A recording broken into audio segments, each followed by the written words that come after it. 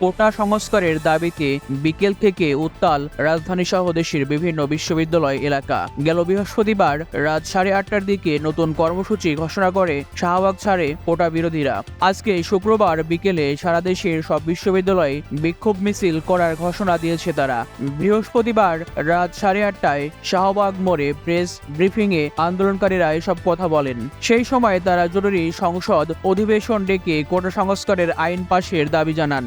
নতুন কর্মসূচি ঘোষণা করার সময় বৈষম্য বিরোধী ছাত্র আন্দোলন এর সমন্বয়ক নাহিদ ইসলাম বলেন, আমরা কোনো ফাঁদে পা দিতে চাই না, আমরা কোটা সমস্যার চূড়ান্ত সমাধান চাই।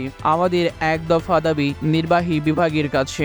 আমরা সব গ্রেডের কোটা সংস্কারের কথা বলছি, যেটা শুধু সরকারি হস্তক্ষেপ করতে পারে। সংসদে জরুরি অধিবেশন ডেকে আইন পাশ করে কোটা সমস্যা সমাধান করতে হবে। তার আগ পর্যন্ত আমরা রাজপথে আন্দোলন চালিয়ে যাব। তিনি আরো বলেন, শিক্ষার্থীদের যে কোনো আন্দোলনের ভিতরে বিরোধী দলের ভোট দেখার অভ্যাস বন্ধ করতে হবে।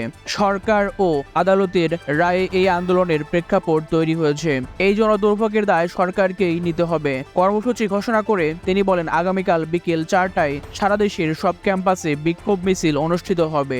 এরপর আন্দোলনকারীরা শাহবাগ মোড় থেকে মিছিল নিয়ে রাজু ভাস্কর্যের পাদদেশে এসে বাংলা ব্লকেট কর্মসূচি শেষ করা হয়। এর আগে পূর্ব ঘোষিত বাংলা ব্লকেট কর্মসূচি পালনের জন্য বিকেল 3টা থেকে বৃষ্টি উপেক্ষা করে ঢাকা বিশ্ববিদ্যালয়ের কেন্দ্রীয় লাইব্রেরির সামনে জড়ো হতে থাকে শিক্ষার্থীরা। সেখান থেকেই বিক্ষোভ মিছিল নিয়ে তারা কলাভবন ভিসি চত্বর হয়ে শাহবাগে আসে। শিক্ষার্থীরা আসার আগেই পুলিশ শাহবাগে ব্যারিকেড দিয়ে রাখে।